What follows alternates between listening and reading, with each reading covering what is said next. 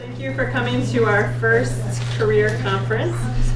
Some of you were involved in this morning's sessions with practice interviews, and then this afternoon we have some great workshops for you guys, as well as a chance to get your photo taken for your LinkedIn profile if you want to take advantage of that.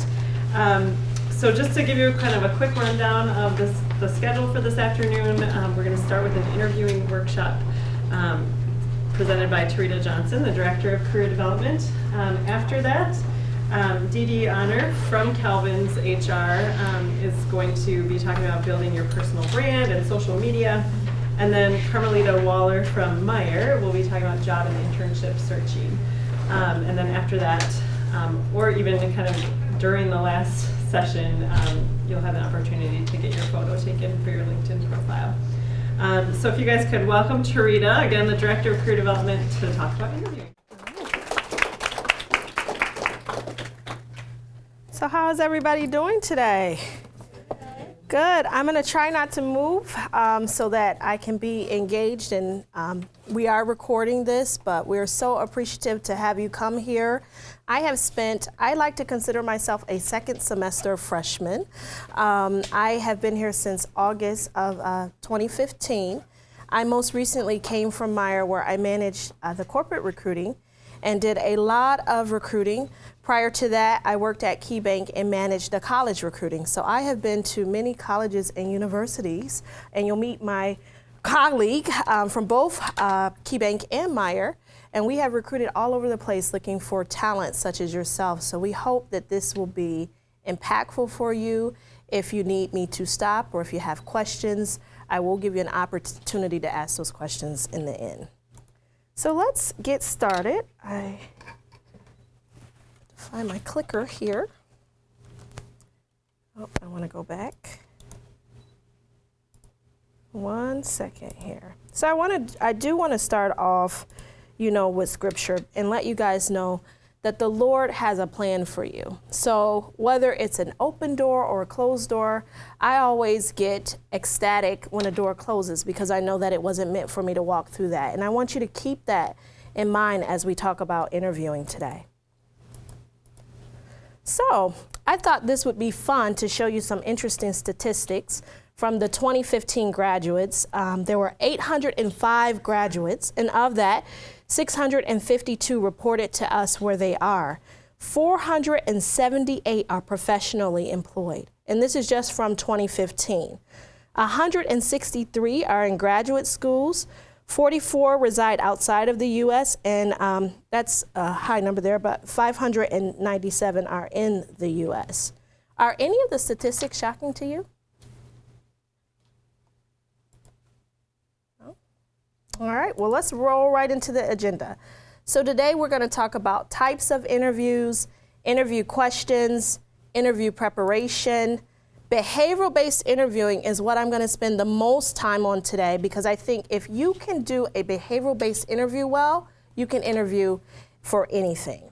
Common mistakes that we've seen interviewees make. We're going to talk about how to overcome those mistakes, and then we're going to end with follow-up.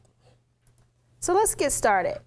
Interviews are really designed to add value. We want the companies or organizations want to hire people that they know are going to provide value. But what we want you to remember is that it's a two-way street. It's mutual. So not only are you there to provide value, it's also to help you develop and grow. And so with interviews, what do you think we're looking for without looking at all the answers?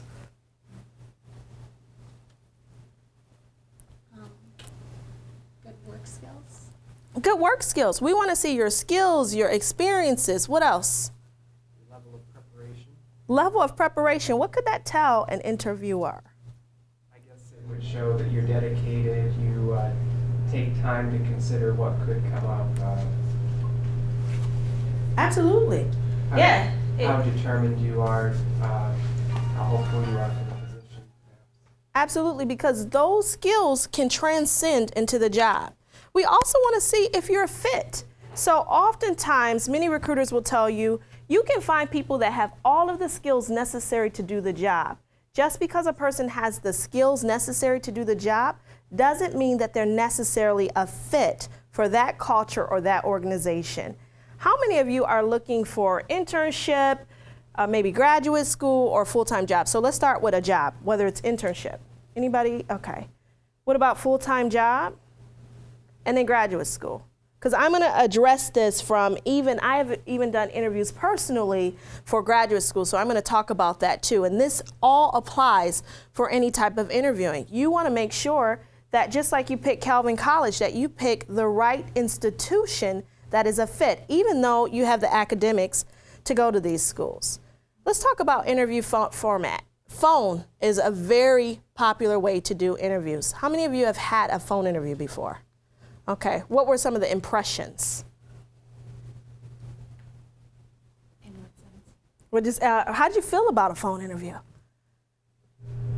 It was tough because you can't see the person's face, so you really had to work hard to help them know who you are, even though it's over the phone. Absolutely, it's tough. They can't see you. You have to be able to convey yourself accurately enough on the phone, because oftentimes the phone is the first round. And if you don't do well on that phone interview, you may not get invited to come in for an on-site interview. So the phone interview, you've got to knock out of the box. I know many people, I'll give you an example. My husband, I remember when he was in college and he had a phone interview with PricewaterhouseCoopers. That was one of his first jobs out of college. And he got all dressed up, full blown in his suit, just like that. And I said, "Where are you going?" He said, "I have an interview today." I said, "I thought it was over the phone." He said, "It is." And that's before I was working in a role such as talent acquisition and recruiting and hiring people, and I get it. Because when he dressed up like that, he had to show up. When you do a phone interview, you have to make sure that there's no distractions, nobody in the background saying, "Hey, what's going on?" No phone ringing. We provide in our office a space if people need to do phone interviews, so they're very important. Another type that's often a first round, or if you're out of the country or another state, Skype interviews. Why are these important? Skype offers the additional benefit of being able to see the person. Absolutely. You want to show up. One of my colleagues from Meyer, he was in Texas. We did all his interviews via Skype, and he was fully suited and as professional as much, and we hired him without him ever coming to visit the company. So Skype is very important. It also allows the opportunity to recruit as well as receive job offers from areas that may not be local, that may be out of state. Absolutely. Absolutely. So you want to make sure you practice, and oftentimes it could be a first round. They could decide to do a Skype interview and then use that as a determination. There are also such thing as a group interview. One time I had a group interview. It was for one of these online colleges. This was years ago. I showed up. I did not know it was a group interview, and there were at least 15 to 20 people in that room with me. Now, I can tell you personally, I hate group interviews because you feel like you have to compete, but I want you to be aware that this is a possible type of interview depending on the job. Oftentimes people that apply to be RAs, they have to go through something called group process. They give them a project and they put your name on your back, and everybody is watching how you interact and if you're a team player. So group interviews are also important. Panel interviews. So that's like my interview for Calvin, which is still relatively new for me. I sat at the front end of the table, and all of the VPs and leaders at this institution were around the table, and they asked me questions. So you want to get in the mindset how to prepare yourself and not be too nervous, because interviewing is about being authentic and being who God has created you to be. Earlier today, we had a lot of students go through sample interviews. They also did a presentation.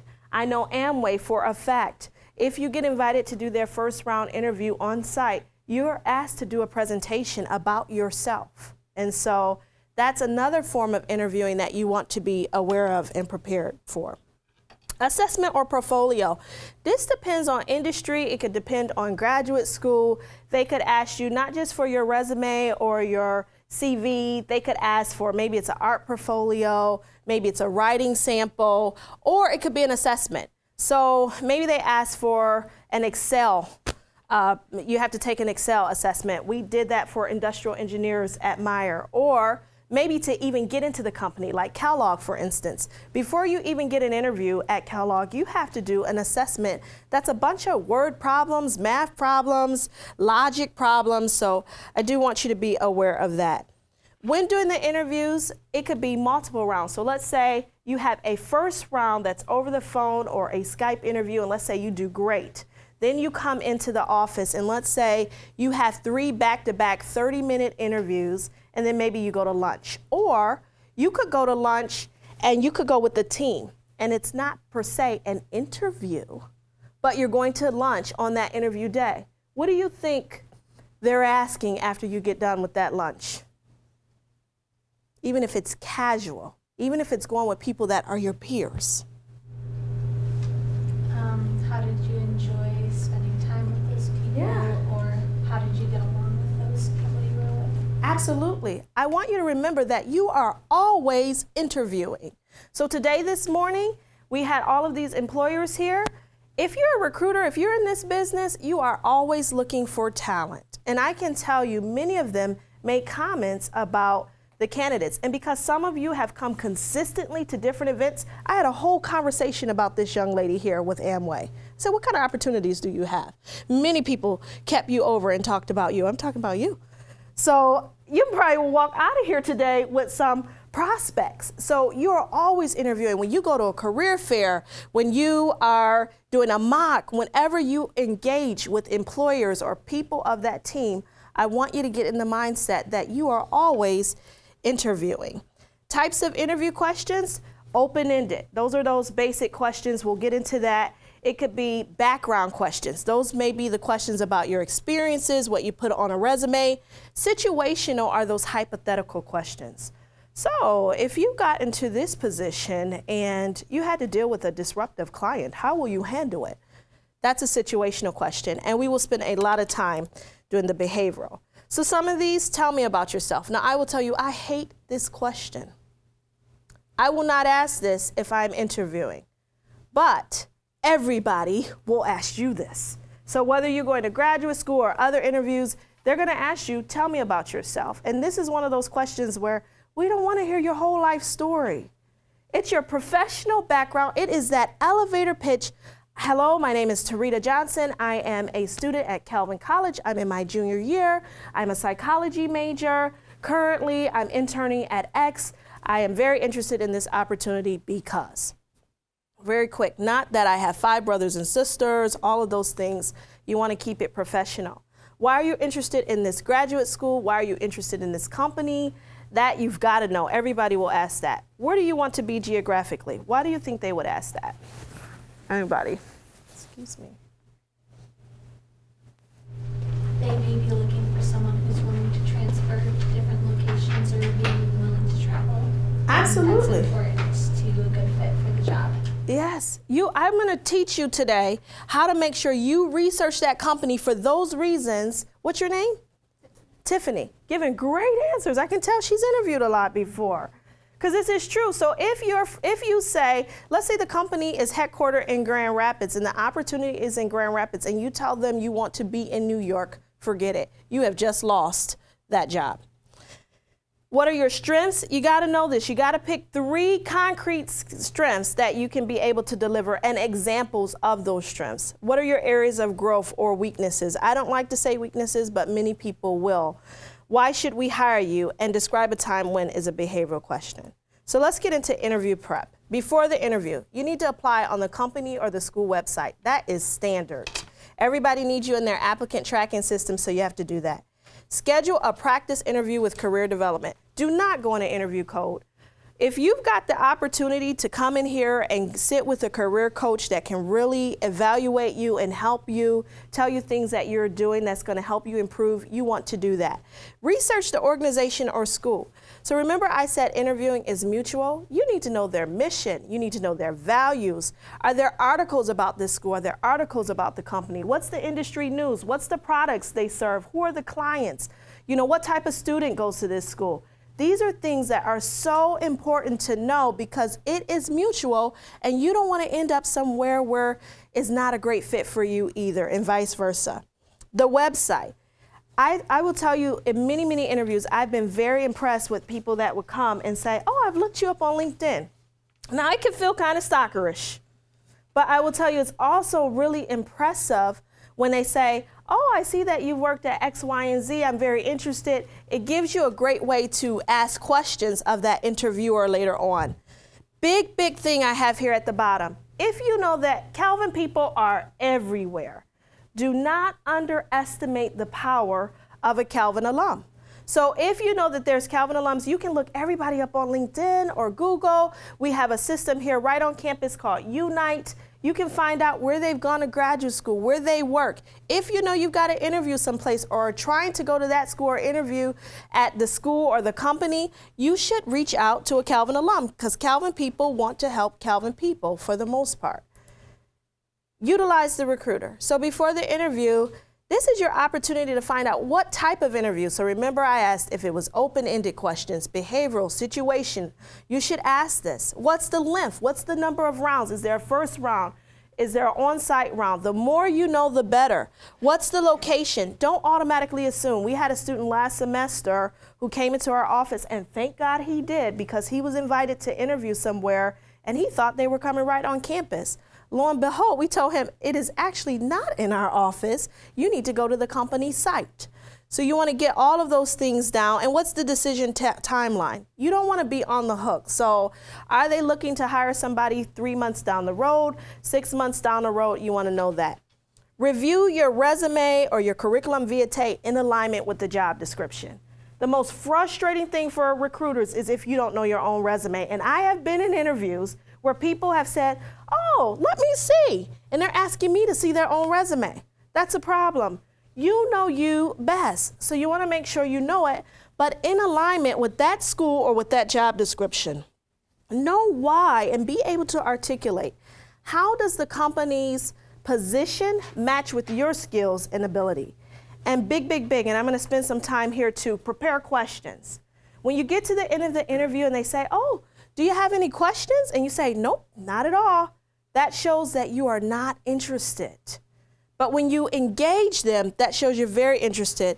And practice. So what are some sample questions? People always ask me, and this is on the handout, I believe, what do you think is the greatest opportunity facing the organization in the future? Or how would you describe the company or the school culture? Culture is very important because you want to make sure that it's a culture where you fit. So, for instance, if it's a company that they believe in a button seat culture, as long as you're at your desk every day from 8 to 5, whether you finish all tasks or not, you're good. If that's the kind of culture you want to be around, you want to know that. Or if it's a company that says, I don't care where you work, like Steelcase, they can work wherever they want in that organization. They can work from home. They've got all kind of places all around the company. For some people, that would be disturbing because they want their own cubicle or their own office space. So you want to figure out what's the culture, what's the environment? Is there one that's really committed to community service? Is that something very important to you? Or what about the length of hours? Maybe after you get your work done, you can go home. That's not a lot of places, but it is some. For some companies, it's back to the button seat culture. You need to be here all day, every day. Another question, what do you love most about your job or school? If you can't think of anything else, you need to ask this question. You could ask every interviewer this and they will go on. And it will also tell you about that company's culture. So you'll learn a lot about the culture just by virtue of asking this question. You could even flip that. What don't you like the most?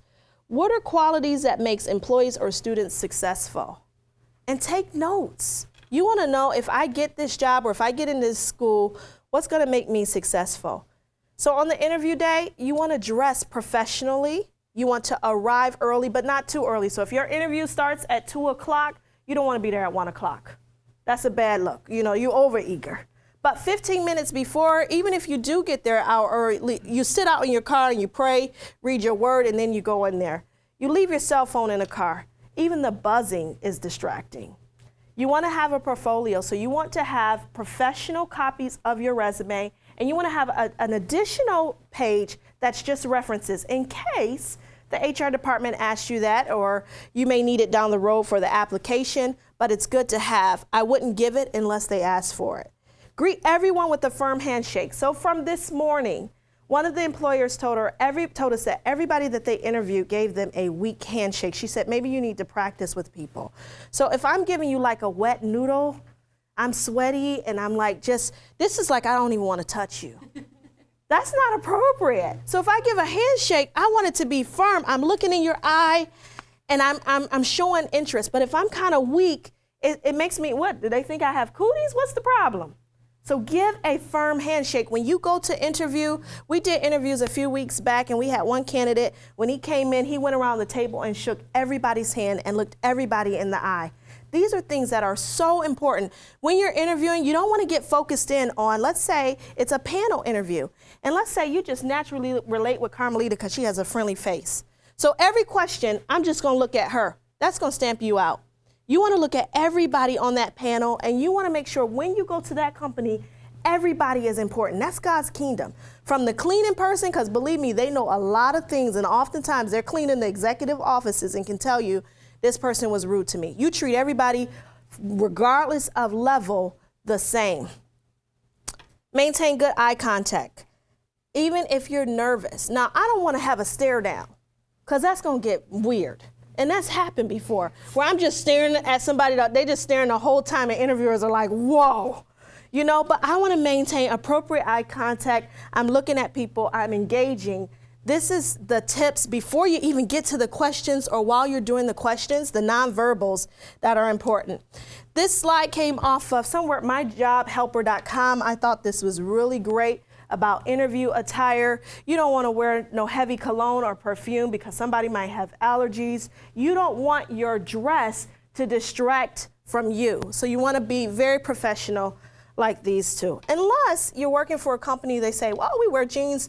Even if they wear jeans every day, when you come to the interview, you dress for an interview, unless they tell you otherwise. And you can ask that recruiter what the attire is as well. So let's get right into behavior-based interviewing. Behavioral interviewing is, the whole premise is what you've done in the past is a best predictor for what you're going to do in the future. Bottom line, it is really storytelling. Can you tell a good story? So we're going to roll right into that. The questions are based off of competencies, and competencies are those skills that are essential to do the job. And so whenever you apply for a job, you want to look at job descriptions. Many of them, if it's a well-written one, will have the competencies. But even if you don't know, NACE, the National Association of Colleges and Employers, surveyed over 600 companies from across the country in different industries, and these were the top things that employers said that they were looking for in new talent coming in the door. So critical thinking skills, problem solving, teamwork, leadership. There is one that is not here that I'm going to add. We are a global economy.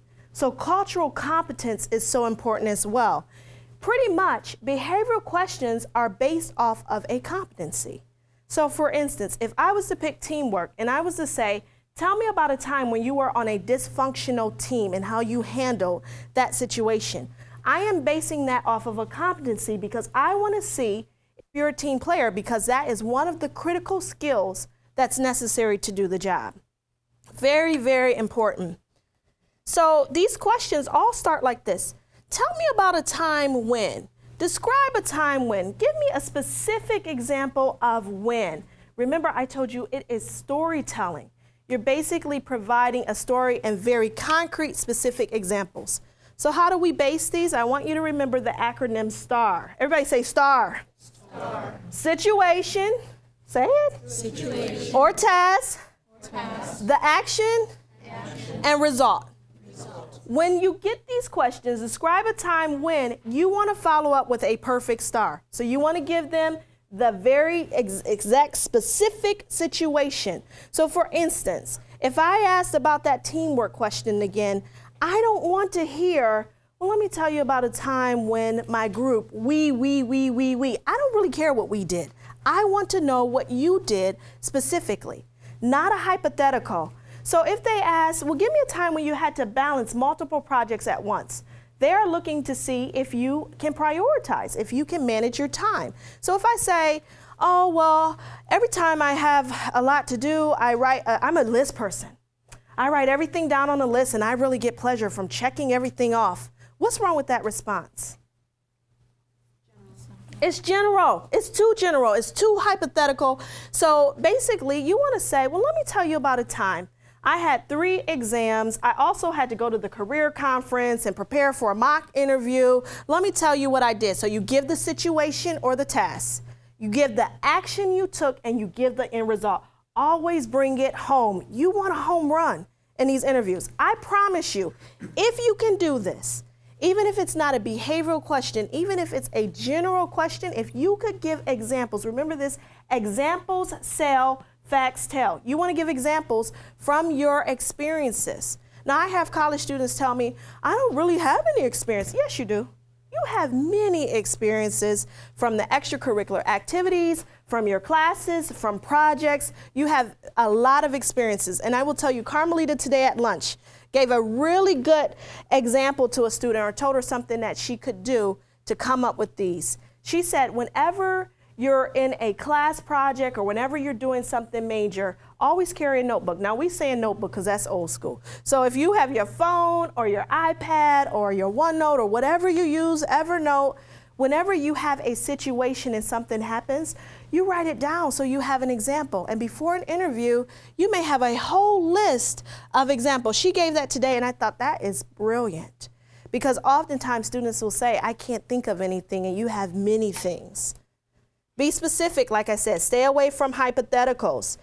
How do you handle difficult questions? I'm gonna give you some difficult questions. We just had an interview process, and what I didn't do was balance the questions, so I had a bunch of positive, and then we got to the negative, and then the candidates was like, oh, let me pick myself off the floor here. So these are those questions like, describe a time when the professor you didn't agree with the professor's evaluation of your work. You gotta be ready for this because they're not just gonna focus on everything that's good. Tell me about a time when you made a mistake. Tell me about a time when you worked on a team and the team project went wrong and it was 100% your fault. You have to be able to answer these questions, and you do have examples. And remember, you're going back providing the situation or the task, the action, and the result. If you can practice ahead of time and think of these situations, you'll be better prepared. So how do we overcome mistakes? Let's talk about the mistakes. First of all, being too general in responses. You're just giving hypotheticals. Inability to provide a star. Losing complete focus of the question. You let the nerves get the best of you and you just lose it. You don't know what they said. Excessive talking, on and on and on. I want you to think of it like this. These people that interview all day long. Their attention spans are quick. So you have to be able to capture them and keep their attention or they're going to drown out. 5 minutes in, a lot of people, whether it's wrong or right, will make a decision if you're a good candidate or not. 5 minutes in, if not sooner, in that interview. Applying wrong examples to questions. So for instance, I prepped our candidates, our college students, before they came for on-site interviews. And I had this one student in particular, very strong student, but a nervous wreck when it came to interviewing. So I gave him all these tips. You want to provide the star, all of that. So he practiced all these examples. And then when he got in there, and they said, well, tell me about a time when you've been in a difficult team, he would say, well, let me tell you about a time when I was a leader. He was rehearsing what he practiced at home and not really listening to the question. So if you practice, which you should, you want to make sure you're applying it to the right question. Practice providing stars before interviews. If you're really caught up or you don't understand what the interviewer is saying, or if you need more time, ask the interviewer to clarify it or to repeat the question. Can you reword that for me? I want to make sure that I understand, and you can do that very professionally. Don't just sprout out right away. Your mind needs time to think. So if you need to pause, you want to say, you know what, can I have a few moments to think about it? Not minutes, moments to think about it. I want to make sure that I give you a really good example. And don't be afraid of a little bit of silence. Now, you can't let it just be silence all day long. That's going to be a problem. Or you can go back to the question later. Very, very important. You want to be authentic. The person that shows up in the interview is the person that they want to hire. Or the person that comes to that school interview is the person that they want enrolled, not somebody different. So what are some other tips? You want to convey how your experiences and skills fit the position. Be specific, like I said. Display confidence, but not arrogance. I've had many interviewers say, ooh, he felt like a used car salesman. You want to be who God has created you to be, and you want to be confident, but you don't be arrogant like, oh, yeah, I know it. You know, this company has a lot of work to do, and I can help you get it together. You don't want to come off like that. Remember, you want to be able to say you can provide value, but at the same time, you want to develop and grow. People love to work with young talent. Why is that? They love people like you coming into companies. Go ahead. Because we're usually in a position of being willing to learn. Absolutely. You're in a position to learn. You're easy to mold. You haven't had years and years of experience. You're not set in your ways, and you're not going to be difficult, they think, to manage, right? So you want to show that you're not going to be a problem, a handful for your manager. You want to understand that I keep saying be enthusiastic and genuine. I can't hit this enough. Being enthusiastic conveys your interest. It's in your posture in the interview. It's sitting up. It's not slouching. It's everything. You want to be present when you're interviewing because that's who they want on the job. So how do we follow up? Personalized thank you. So let's say you had 10 interviews. You came to the career fair and you killed it. Not at all. Let's say Benjamin came today and every last person he talked to want to interview you now. Let's say that happened, and that may have. So he goes and sends an email that's a thank you, and he says, oh, thank you, Calvin College. It was great meeting with you. And then he sends that same email to everybody else without taking out Calvin College. Now you done lost it. So you want to personalize it, short and sweet, nice little email thank you, and you want to follow up immediately. So within 24 hours so they don't forget you. Find out next steps. You know, so don't let it be on the hook. Oh, I haven't heard back. It's been like 3 weeks. That's a problem. Just ask up front. Say, how soon will I hear back? I'm very interested in this opportunity. If I don't hear back within 2 weeks, is it okay if I contact you? Ask that up front so you're not sitting on the hook for 6 months. If not selected, ask for feedback and be positive. I cannot tell you, you don't know if you're their number 2 candidate or not. And something may happen. And if you have a good attitude and really are genuinely getting feedback, they may come back to you a year later. Or let's say something happened with the person that they did offer the job. I have done this many times before, and I call that person back. But those people that are negative, they have burnt a bridge. And what I want you to understand is recruiters talk. So all of the recruiters in the room, we're talking today to each other because we share candidates. You want to know. So I'll give you an example. I was recruiting at Indiana University, and I met this student named Jack. During our interview, there was a fire drill, so we had to go outside and finish the interview outside. But Jack was so impressive. So I had noticed that he worked at another company where I had just met this recruiter at a conference. I didn't know her. She wasn't a friend. I met her at a conference. And I asked him, do you mind if I reach out? Oh, no problem. I called her. She said, he was great. We actually want to hire him. So what does that do to me? Because competition is like, oh my goodness, I got to get him in here. So we got him in and we hired him, and he still works for the company today. So recruiters talk, even if they're not the best of friends or even close acquaintances. So you want to be careful about the brand that you leave. And later today, Dee Dee is going to talk to you about branding. I just want to leave with this. Be strong and courageous. Do not be frightened and do not be dismayed, for the Lord your God is with you wherever you go. You are never alone when you go in these interviews. You want to pray beforehand. You want God to put the right opportunities. I pray for God to close the opportunity if it's not meant for me. Why would you want to be anywhere that God doesn't want you to be? So you want to pray. When a door closes, you pick yourself back up. You ask for feedback. You take that feedback, and you utilize all of the opportunities and resources that you have here. If I was standing in front of alums 5 years out, many of them will tell you that they went through their whole Calvin experience and didn't even step foot into career development, but they wish they had.